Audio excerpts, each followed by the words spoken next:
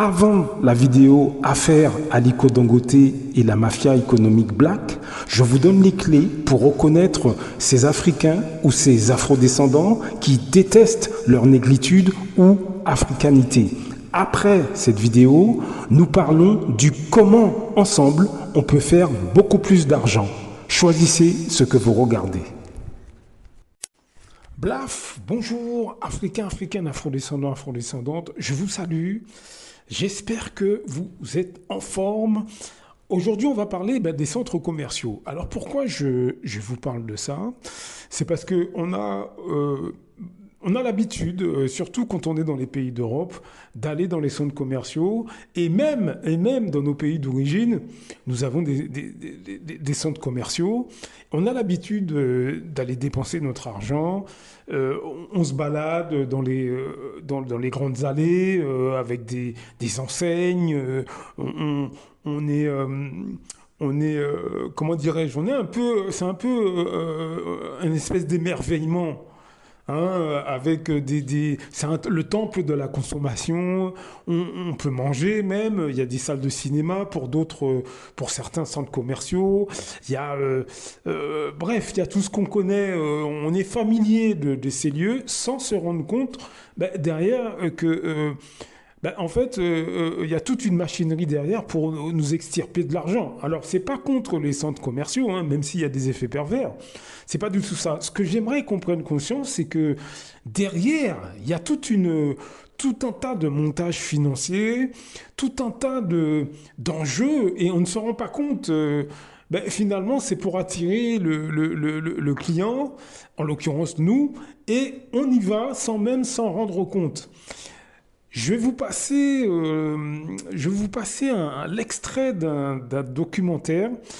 Ça s'appelle, le titre c'est Centres commerciaux, l'illusion de la croissance infinie, enquête. C'est sur la chaîne Un Max de documentaires. Donc allez voir ce documentaire, c'est vraiment pas mal. Je vous mets un petit extrait et je reviens vers vous. Ce que le bailleur veut aussi.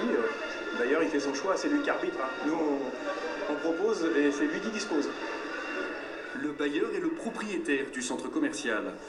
Ses locataires, il les choisit et il leur impose beaucoup d'obligations.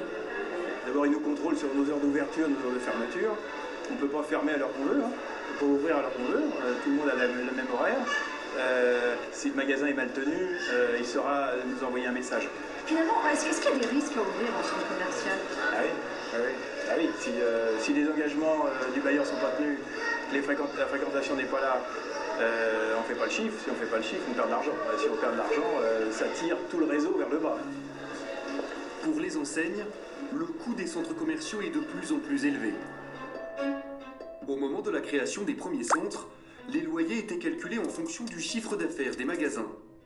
Plus les ventes étaient fortes, plus les bailleurs gagnaient d'argent. Le risque pour les commerçants était donc limité. Au début des années 90, arrivent de nouveaux promoteurs, financés par des banques et des fonds d'investissement. Ils exigent alors un loyer fixe élevé, une rentabilité assurée. Par conséquent, chaque nouvelle ouverture de magasin fait l'objet d'une étude où rien n'est laissé au hasard. En banlieue parisienne, au siège de son entreprise, Éric Berthelone doit valider un projet d'ouverture dans un centre commercial d'Aix-en-Provence. À ses côtés, Philippe Berton, le directeur du développement, et une équipe d'analystes chargés de s'assurer que les conditions du succès sont bien réunies. Voilà, alors vous avez, c'est un petit extrait. Alors, pourquoi je vous parle de ça? C'est parce que il faut qu'on soit sur les questions économiques. Comme je le dis dans tous ces audios, il y a un moment donné, il faut qu'on comprenne les flux de l'argent, les enjeux qu'il y a derrière. Lorsque vous voyez, par exemple, des gens qui achètent de voitures, maisons, etc., qui vont dans les restaurants, etc., mais en fait, ils alimentent ce type de business.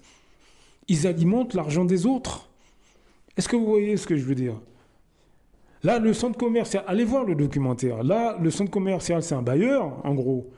Il met en place des boutiques. Les enseignes qui viennent là vendent leurs marchandises. Nous sommes les clients et le business tourne. Est-ce que vous comprenez? eux, ce ne sont pas des enfants de cœur, hein. Alors certes, les centres commerciaux, je sais que c'est très critiqué, mais il y a des centres commerciaux, c'est agréable d'y aller, hein. Bon, moi, j'ai du mal à trop traîner trop longtemps dans ces trucs de consommation. Mais, j'ai été dans certains centres commerciaux. Bon, finalement, on peut manger un truc, des fois il y a des animations. Voilà, on peut passer un moment avec madame, les enfants, ou avec monsieur, en fonction de qui vous êtes. Et voilà, je veux dire, c'est pas non plus la croix et la bannière d'y aller, mais c'est un business. Est-ce que vous voyez le truc? Est-ce que vous voyez en tant qu'afrodescendant, là où il faut on s'intéresse, on doit s'intéresser aux choses, les enjeux qu'il y a derrière, la maison, l'appartement où vous habitez, derrière, vous payez un loyer, le loyer va dans les poches d'un particulier ou d'une société, hein, peut-être une société HLM. Alors certes, logement public, si vous êtes dans un logement public, mais ça reste quand même un loyer à payer. Il y a des enjeux, c'est ça que je veux dire. Lorsque vous achetez une voiture, il y a des enjeux derrière. Il y a tout un réseau, il y a toute une économie derrière. Il faut qu'on change notre vision. Quand vous achetez des vêtements, je suis désolé, il y a des enjeux derrière, il y a de l'argent derrière. Vous, l'argent que vous dépensez, ça alimente tout un réseau, toute une industrie. Il faut que vous compreniez le sens du mot consommateur. Vous voyez ce que je veux dire? Il faut qu'on intègre que ces biens de consommation qu'on nous fait acheter dans les clips vidéo de rap depuis des décennies, dans les films. Remarquez bien, les films faits par les Afro-Américains, c'est souvent, quand c'est pas des trucs de gangsters, c'est des trucs où les gens travaillent par exemple, dans des agences de pub, ils ont la belle voiture, ils ont le téléphone portable. Ils habitent dans des grosses maisons, dans des super appartements. C'est ça les films faits par les Afro-Américains. Mais très souvent, c'est quoi ces trucs-là? Ce sont des panneaux publicitaires ambulants. Ambulants. Les vêtements qui sont portés, la manière de se comporter, etc., c'est pour nous pousser finalement à devenir des consommateurs. Donc je pense qu'il est important qu'on comprenne les enjeux. Et comme je vous dis toujours, regardez les documentaires en ligne. Ils sont gratuits. Sur les questions financières, économiques, regardez les documentaires. Formez-vous. Intéressez-vous. Intéressez-vous et apprenez l'entrepreneuriat, même à un petit niveau. Commencez un site web, quelque chose comme ça. Oui, ça va mettre un peu de temps, c'est vrai. Puisque ce sont des notions qu'on ne connaît pas très souvent. Nous, on a été formés à être des employés, des exécutants. Il faut être honnête. Mais aujourd'hui, on est en 2024. On a les moyens de s'informer. Donc, allez voir ce documentaire extrêmement intéressant. Alors, il date un petit peu. Il n'est pas nouveau. Mais ça vaut le coup d'aller voir. Vous verrez que si vous allez faire vos courses, peu importe le pays où vous êtes, vous aurez une vision différente.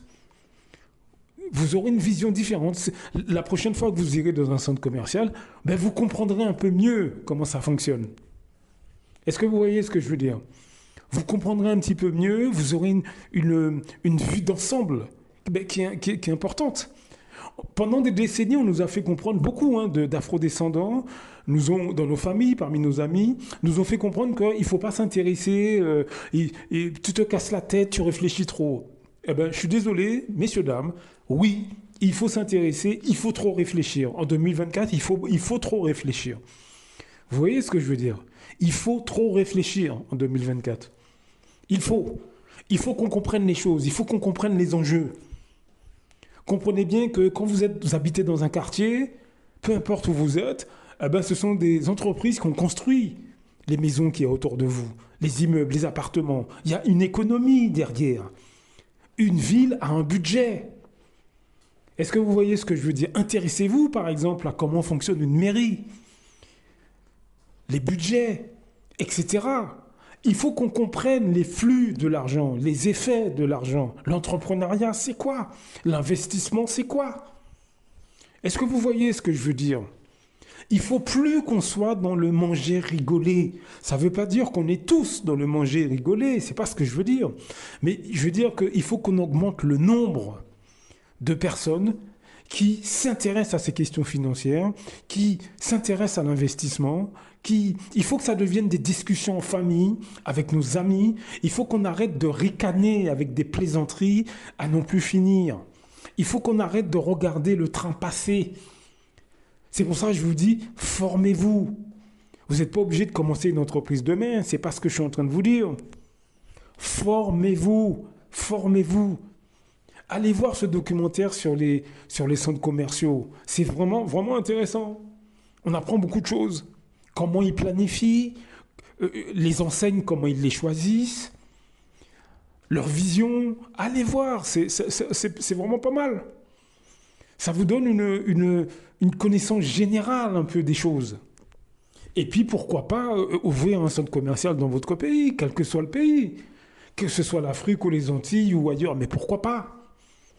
Pourquoi pas? Vous n'êtes pas obligé d'ouvrir un truc de 70 000 mètres carrés. Vous pouvez peut-être ouvrir un petit centre commercial. Pourquoi pas? Faut voir. Faut travailler le projet. Donc voilà, blaf, à très bientôt.